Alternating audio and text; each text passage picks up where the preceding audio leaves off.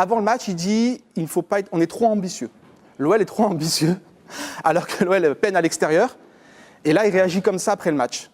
Donc franchement, pour moi, c'est terrible. Soit il est dépassé, soit il n'a plus de solution. Et ça peut arriver. Ça peut arriver. Tu maîtrises pas tout, tu n'as plus de solution, etc. Il est perdu. Et là, il va falloir rectifier le tir, il va falloir vraiment... Là, c'est alerte rouge avant la fin de saison. Il n'est pas aidé. Ou soit, il n'est pas aidé par quoi? Par les joueurs. Oui, mais bien évidemment. Par ses leaders. Enfin, si jamais il y a un leader dans cette équipe, j'aimerais bien savoir lequel c'est déjà, mais il n'est pas aidé non plus. Alors, je suis d'accord avec tout ça, Razik. Bruno Genesio, on en a déjà parlé. Il a ses torts, il a ses qualités, ses défauts. C'est le fameux chef de chantier, vous savez. Je suis d'accord, chef de chantier. Mais le chef de chantier, il s'appuie sur des cadres. Et les cadres, aujourd'hui, moi, je ne les trouve pas. On en parle. On parle de légende de l'Olympique Lyonnais. On parle de... Non, mais on peut en discuter tous les jours. On parle de tauliers de vestiaire, on parle d'internationaux. Ben, moi, je suis désolé, mais aujourd'hui, je vois ni un compétiteur dans cette équipe, ni un taulier, ni un leader. Il n'y en a pas. Je te rejoins. Quand si on prend ce qui s'est passé avant, au-delà des résultats, tu prenais un garçon comme Flo Laville, qui n'était pas le meilleur, mais dans un vestiaire, Christophe Delmotte. Je ne prends pas les plus fameux. Hein. C'était des mecs de vestiaire. Et là, tu n'en as pas aujourd'hui. Toph Delmotte, il descendait avec la CFA, mais tu as l'impression qu'il avait 18 ans. Et qui joue la Coupe du Monde. Complètement. Et c'est la mentalité, on en a souvent parlé. Je rappelle que Lyon n'a gagné aucun de ses 7 derniers déplacements dans l'Hexagone. C'est une première depuis 2002, où il y en avait 7 aussi également. C'est la fameuse spirale négative dont vous parlez la semaine dernière. Et je vous encourage à aller voir les podcasts sur YouTube et sur olympiquelyonnais.com. On écoutera la réaction d'Anthony Lopez qui nous parlera de frustration avant la fin de ce thème. Encore un dessin de Valentin, voilà, c'est ça. Lyon à l'extérieur cette saison. Miaou, miaou. Le lion s'éteint un petit peu et c'est plutôt un chat. Non mais Valentin n'a pas de filtre, c'est terrible. Encore une fois, via Twitter, déclaration de Genesio de plus en plus méprisante et vide de remise en question. Est-ce que c'est symptomatique d'une fin proche, Michael? Clairement, oui.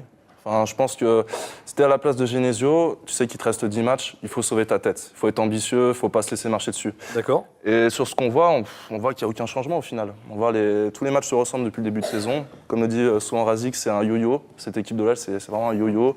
Il n'y a pas vraiment d'équilibre. Donc, un coup ça va gagner, un coup ça va perdre. Et en témoigne. C'est dommage parce qu'il y a la qualité pour. Oui, c'est pour ça. C'est ça. On en a parlé avant le match de Coupe d'Europe à Rome.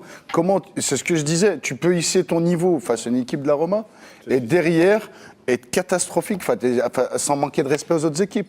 T'es quand même l'OL aujourd'hui. Mais alors, c'est quoi? Dès qu'il n'y a pas le mot Europe dans un match, on ne met pas les moyens, c'est ça? Il n'y a pas de statut, on va dire. Quand aujourd'hui, tu arrives à boxer contre Monaco, contre la Roma, et voir contre Beşiktaş, ça va arriver, parce que tu vas faire bonne figure. Et contre les équipes les moins, on va prendre Caen, on va prendre Lorient, on va prendre Dijon. Tu n'arrives pas à gagner. Tu ne peux pas être troisième si tu n'arrives pas à gagner contre ces équipes. C'est pas normal. C'est pour ça qu'Impardonnable Lyonnais, je trouve le titre pertinent, parce que c'est inadmissible. C'est vrai. Et justement, ça crée de la frustration, je vous en parlais. Je vous propose qu'on écoute le portier de l'Olympique Lyonnais, qui, pour être frustré, est réellement frustré. Oui, résultat frustrant et puis une grosse faute professionnelle de notre part. Quand on joue à 10 contre 11 pendant plus de 80 minutes, on se doit de garder notre résultat positif. Je pense qu'il y a eu un gros relâchement de notre part. On pensait que le match allait être plié. Mais... Je comprends pas. Alors, je vous cache pas que je suis ni consultant, ni journaliste, ni ancien footeux, mais je ne comprends pas comment effectivement on peut avoir des ambitions avant un match et après un match, on a l'impression que le ciel nous tombe sur la tête et qu'on fera mieux la prochaine fois, mais on n'arrive jamais à faire mieux après. Après, au-delà de l'interview de Lopez, moi c'est un garçon que j'aime beaucoup et qui est le plus régulier de toute l'équipe depuis sur les 3 dernières saisons. Sur les stats, pour moi c'est le meilleur. Donc lui, je le sortirais du lot parce que franchement... Dans sa attitude aussi. Hein. C'est vrai que lui, on le sent. Il a envie. On le sent. Et il était toujours dégoûté. C'est-à-dire après une défaite ou après un match nul, il est vraiment dégoûté, il ne comprend pas. Sa réaction, quand des fois il va gueuler sur ses joueurs, mais à un moment donné, tu vois l'envie du garçon. Le relâchement des 15 dernières minutes, on l'a vu. Il a essayé de les pousser. C'est un match frustrant pour un gardien. Parce que tu as 2 arrêts à faire. Et puis t'en fais qu'un sur les 2 et tu fais match nul alors que tu as dominé tout le match, tu étais en supériorité numérique. À un moment donné, tu dois enfoncer la tête sous l'eau de ton adversaire. Quand tu mènes 1-0, il faut continuer à attaquer, il faut continuer à vouloir plier le match, quoi. Et c'est ce qu'on n'a pas fait. On menait 1-0, on s'est arrêté de jouer.